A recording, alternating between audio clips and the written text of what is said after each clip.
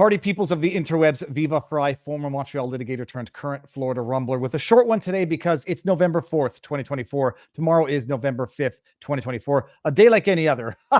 No, tomorrow is election day.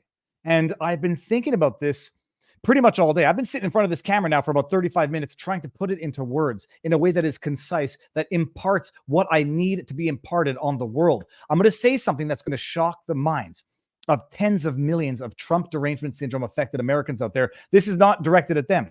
This is going to offend millions of people throughout the world who think Trump is evil incarnate. This is not directed at them. This is directed at sensible middle ground people who are taking to the polls tomorrow to vote for the next president of these United States of America. Some people say, Viva, stay out of American politics, you're Canadian.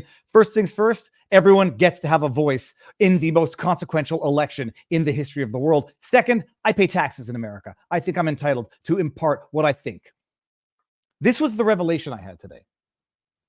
It's an absolute miracle that Donald John Trump is alive to be on the ballot tomorrow for Americans to have that choice. It's a miracle. Whether people acknowledge it, whether people recognize it or not, it's an absolute, bona fide, undeniable miracle that Americans have the opportunity to choose Donald John Trump tomorrow. There's an alternate universe where that would-be assassin, but in fact murderer, caught Donald Trump in his sights. There's a world right now, alternate universe, where Donald John Trump was assassinated in HD for the world to see. Some people rejoicing in the violence, others enraged. The world descends into what I believe would have been World War III. Right now, we're only on the cusp of it. We would have been in the thick of it, is my personal view of what was averted on that given day. We're in a world where there's civil unrest within America, a world from which you cannot go back to normalcy. And Donald John Trump moves his head for whatever the reason and instead gets grazed on the ear by that bullet. We live in a world where, unfortunately, tragically, Corey Comparator was killed. David Dutch and Copenhagen were grievously wounded. At some point in time, you cannot minimize the consequences of evil entirely. But the absolute disaster of an alternate universe that was averted that day by the grace of God is the miracle that people get to vote on tomorrow. And it's not a question of sympathy vote. It's not a question of, oh, he survived an assassination attempt, therefore he gets the sympathy vote. There was some form of divine intervention that saved the universe, saved the world, saved America from what could have been. And it's a miracle that Donald John Trump is on that ballot for Americans to take advantage of tomorrow. And that miracle cannot go to waste. You know, the assassination attempts were the culmination of a decade, near decade, of attacks on Donald Trump. Remember, before he came down that escalator, Donald John Trump was lore in New York. He changed the skyline. He employed thousands of people. He was legend in entertainment. The Apprentice, I never watched it, but The Apprentice. He came down that escalator and announced that he was running against the Democrats, and he became evil personified. He became the most racist person on earth. And I know some of you out there with TDS are going to say he did it to himself. He's a racist because of the things he said. You don't even understand that you are a victim of an operation. He never said anything that could warrant the types of slander and accusations against him. Never. You're part of an operation, and may one day you wake up from it. But he came down that escalator, and Democrats said, we are going to destroy that man. We're going to destroy him politically. And when that didn't work and he got elected, they said, we're going to destroy his presidency. They broke the law, falsified evidence, spied on the incoming president to undermine, to discredit his presidency. And when that didn't work, they tried to impeach him not once, but twice. And when that didn't work, skipping the whole COVID thing, skipping the Jan 6 Fedsurrection thing, then they tried to bankrupt him through lawfare. When that didn't work, or simultaneously, they tried to lock him up. And when that didn't work, they facilitated a situation in which he was, in any statistical universe, supposed to be murdered that day in HD on live TV. I had Jack Posobiec on a couple of weeks ago talking about his new book on Bulletproof. And he's going through the odds of all of the errors that had to happen in that order to allow that would-be assassin and, in fact, murderer Crooks to get on that roof in that Pac-Man perimeter that was cut out in such a way to leave the building unattended, that roof exposed.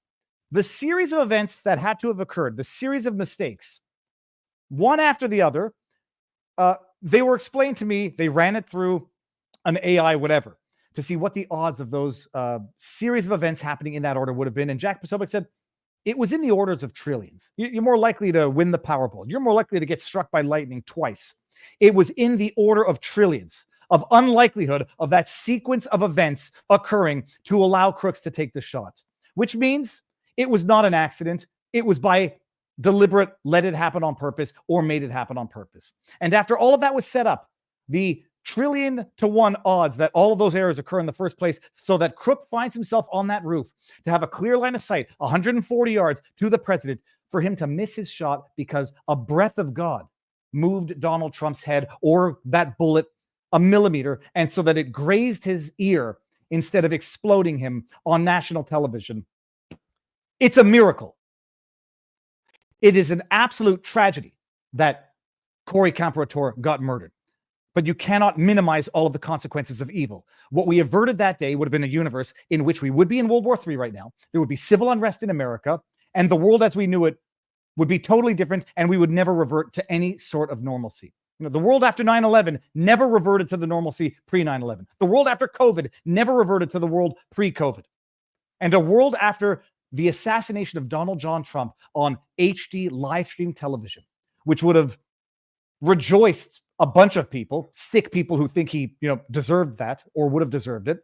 It would have enraged millions of people, and it would have changed for the worse the course of American history.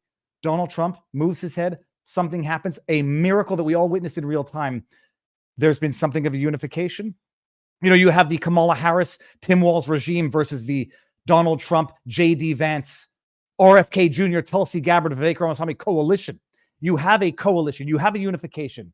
You go from averting disaster to a unification. And that miracle is on the ballot tomorrow for people who are paying attention to take advantage of. It's not nothing. It's not, oh, he survived it, so we'll vote out of pity. No, it's that there is some divine intervention that granted that future to America so that you can vote on that future tomorrow. I jokingly say I never tell anybody who to vote for. I ran for the People's Party of Canada in the 2021 federal election. I jokingly said I never tell anybody who to vote for. I didn't even tell people to vote for me. It might have been a good idea for me to do it. I don't tell people who to vote for, but I also tongue-in-cheek say, if you vote for Kamala Harris, you're an idiot. If you vote for a regime that has engaged in this decade-long persecution of Donald Trump, you're an idiot. If you vote for a regime that wants to have the right to knock down your front door and make sure that you're keeping your firearms safe and locked up, vote for Kamala Harris. But I say, I'm not telling you who to vote for. I'm just saying, if you do that, you're voting for the regime that is in the process of destroying America as we know it. You vote for Kamala Harris if you want to ratify dereliction of duty at the border. You vote for Kamala Harris if you want to ratify a wholesale invasion of a country. You vote for Kamala Harris if you want to turn America into a one-party state. I'm not telling anybody who to vote for tongue-in-cheek. You vote for Donald Trump if you want to change the course of America. And it's a miracle that has been afforded to Americans by powers that are beyond Americans. And I genuinely want people to understand that. Tomorrow is the day where you're either going to go with 4 more years of the last 4 years, and it's going to be exponential amplification of what you've seen over the last 4 years, or you take this God-given miracle to change the course of America, to fight back against all of the tyranny that we've been seeing through COVID, through censorship, through the weaponization of the judicial process, and you set it back a flipping decade. At the very least, you put a stop in its tracks. It's a gift that has been given as an option, as a miracle to Americans tomorrow, and you have to take advantage of that miracle. Corey Comparator is not here to vote the way he would have voted. He was at a rally, exercising his God-given rights to peaceful assembly when he was murdered because a series of mistakes allowed it to happen. He can't vote for himself now. What is on the ballot tomorrow is changing the course of American future from what has been the last decade plus of American history. I hope I explained it properly. I'm not sure I can do much better than that. Tomorrow, November 5th, get out and vote, and We will see where this goes. We'll see if the people take advantage of the miracle that has been gifted to them. Peace.